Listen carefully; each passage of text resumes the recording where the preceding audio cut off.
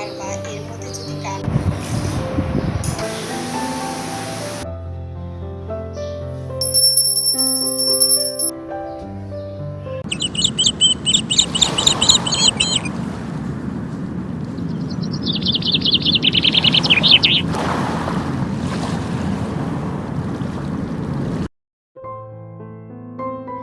নাম নেই, স্বীকৃতি নেই, তবু প্রতিদিন এই কাজগুলো ঠিকই থেকে যায়।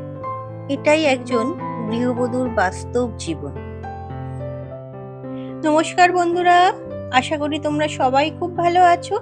আমিও খুব ভালো আছি। সম্পাস লাইফস্টাইলের আরো একটা নতুন ভিডিওতে তোমাদের সবাইকে স্বাগত। আর আজ হলো বৃহস্পতিবার। বৃহস্পতিবার মানেই তো নিরামিষ রান্না, তোমাদের আগেই বলেছিলাম। আজকে নিরামিষ সেরকম কিছু বানাবো না, একটু মুগ ডাল করব আর ফুলকপি আলু দিয়ে ডালনা করব।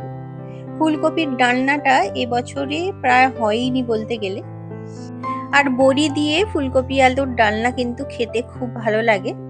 তো বড়িগুলো আগেই ওর জন্য ভেজে তুলে রেখেছিলাম, আর এখন এই যে ফুলকপিগুলো ভাজতে দিয়ে দিলাম। আজকে সকাল সকাল রান্নাটা অন্য দিনের মতো বসালেও সেরকম খুব একটা তাড়া নেই, কারণ বাবির আজকে স্কুলটা ছুটি আছে। তো ওর যদি স্কুল ছুটি থাকে, একটু দেরিতে রান্না শেষ হলেও খুব একটা অসুবিধা কিছু হয় না। তবে ওই যে সময় নষ্ট তো করা সম্ভব নয়, কারণ বৃহস্পতিবার এমনিতেই সংসারের প্রচুর কাজ, সেগুলো সবকিছু সময়ের মধ্যে কমপ্লিট করাটা বেশ একটা চ্যালেঞ্জের ব্যাপার হয়ে দাঁড়ায়।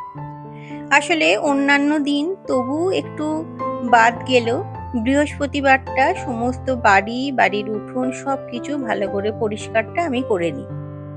বৃহস্পতিবার ঘরে বাইরে কোথাও কোনো নোংরা জমে থাকলে মনটা একেবারেই ভালো লাগে না। আর তাছাড়া আজকে যেহেতু পুজো করতে অনেকটা সময় লাগে, তাই সারাদিনই কাজগুলো একটু তাড়াহুড়ো করেই সারতে হয়। তবে তার মধ্যে ভালো বাবির স্কুলটা নেই, না হলে বাবিকে দিয়ে আসা নিয়ে আসা করতে গিয়ে আরো বেশ খানিকটা সময় ওখানে চলে যায়। তো যাই হোক, রান্নাটা আজকে কমপ্লিট করি, তারপরে বাকি কাজগুলো তোমাদের সাথে গল্প করতে করতেই সেরে নেব। ফুলকপি আলুটা আগেই ভেজে নিয়েছিলাম, আর তারপর আদা আর কাঁচা লঙ্কা বাটা দিয়ে দিয়েছি, আর দিয়েছি জিরে গুঁড়ো আর ধনে গুঁড়ো। আমি রান্নায় জিরে গুঁড়ো খুব একটা ব্যবহার করি না। তোমরা যারা আমার ভিডিও রোজ দেখো তারা নিশ্চয়ই কথাটা জানো। তবে এই মাসে না গোটা জিরে প্রায় শেষের দিকে, আর কোনো তরকারিতে ফোড়ন দেওয়ার জন্য তখন তো আর গুঁড়ো দেওয়া যায় না, তাই যেটুকু জিরে আছে সেটা রেখেই দিয়েছি। বাকি রান্নাটা জিরে গুঁড়ো দিয়েই সারছি। শীতকালে কেন জানি না জিরেটা আমার একটু বেশিই লাগে। আসলে রান্নাগুলো এমনই হয় যে প্রায় সব রান্নাতেই জিরে ব্যবহার করা হয়। একই রকম পরিমাণে আনা হলেও শীতকালে দেখি জিরেটা একটু তাড়াতাড়ি শেষ হয়ে যায়। সে যাই হোক, মাসের তো প্রায় শেষের দিকে, খুব একটা অসুবিধা ওর জন্য হচ্ছে না, জিরে গুঁড়ো দিয়েই কাজ চলে যাচ্ছে। আর ফুলকপি আলু দেখো ভালোভাবে ফুটিয়ে নিয়েছিলাম, সিদ্ধও হয়ে গেছে। তারপরে উপর থেকে একটু গরম মশলা গুঁড়ো ছড়িয়ে দিয়েছি। তবে ভাজা বড়িগুলো আগেই মিশিয়ে দিয়েছিলাম। আর ফুলকপি আলু দিয়ে বড়ি দিয়ে ডালনা কিন্তু আমার রেডি। খেতেও কিন্তু বেশ ভালো হয়েছিল।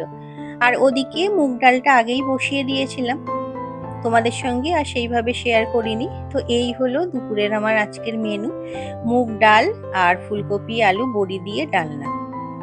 ভেবেছিলাম সঙ্গে একটু কিছু ভাজা করব, তবে আলু ছাড়া সেরকম কিছুই নেই বাড়িতে ভাজা করার মতো। তো তাই এই দিয়েই কাজ চালিয়ে নিলাম। তবে রান্না কমপ্লিট হয়ে গেলেও রান্নাগুলো আমি এখানে আনি না। সকালবেলা ডাইনিং টেবিলটা একবার ভালোভাবে মুছে পরিষ্কার করে নিই, কারণ ওই যে সারাদিন যেহেতু খাবার দাবারগুলো ডাইনিং টেবিলের উপরেই থাকে, আর খাওয়া দাওয়া তো সারাদিন সময় সময় চলতেই থাকে, তাই আর পরিষ্কার সেইভাবে করা হয় না। হতে হতে প্রায় বিকেল, তো তাই খাবারগুলো রাখার আগে একবার ভালো করে জায়গাটা পরিষ্কার করে নিয়ে তারপরে খাবারগুলো এখানে রাখি। উপরে এসে জামা কাপড়গুলো ভাঁজ করছিলাম, তো বাবি এখানে বসেছে একটু লেখাপড়া করতে। নতুন নতুন আসলে লিখতে শিখেছে, তো তাই সুযোগ পেলেই পেন্সিল খাতা নিয়ে বসে পড়ছে লিখতে। বাচ্চা মানুষ তো নতুন কিছু শিখে বেশ মজা পেয়েছে। তারপরে এই যে বাবান যাচ্ছে এখন স্কুলে, বিছানাটা গোছানোর এখনো সময় হয়ে ওঠেনি সকাল থেকে। তো ওকে ওর জন্য চুলটা আগে বেঁধে দিচ্ছি। আজকে ওকে বাসে তুলে দিতে আমি আর যাব না, বাবাকেই বলেছি দিয়ে আসতে। আসলে বাবির যেদিন স্কুল থাকে না বা বৃহস্পতিবার দিনটা বিশেষ করে বাড়িতে এতটাই কাজ থাকে, 5-10 মিনিট কোনো জায়গায় বাঁচাতে পারলেও যেন মনে হয় অনেক। তো তাই বাবাই দিয়ে আসবে ওকে, আর আমি এখন চুলটাও বেঁধে দিচ্ছি। আর বাবানের না চুলটা যেহেতু কোঁকড়ানো, ও না নিজে ভালো করে এটা আঁচড়ে বিনুনিটা করতে পারে না, তাই আমাকেই করে দিতে হয়। তবে অন্যান্য সময় ও নিজেই সেটা করে নেয়। যাই হোক, চুলটা আমার বাঁধা হয়ে গেছে। ও স্কুলে চলে গেলে তারপরে এই যে আমি বিছানাটা গুছিয়ে নিচ্ছি। আর ওই যে বললাম সকাল থেকে বিছানা গোছাবার মতো সময় এখনো পাওয়া যায়নি। আসলে রান্নাঘর ছাড়া, রান্না বান্না ছাড়াও সংসারে হাজারো কাজ থাকে। এসব কাজগুলো কেউ দেখেও না, কেউ বুঝতেও পারে না। অনেকে তো এগুলোকে কাজ বলে গণ্যই করে না। কারোর কাছে কোনো প্রশংসা, কোনো স্বীকৃতি, কোনো নাম পাওয়ার জন্য আমরা এই কাজগুলো করি না। কিন্তু নিত্যদিনের সংসারকে ঠিকমতো চলার জন্য কাজগুলো তো করতেই হয়।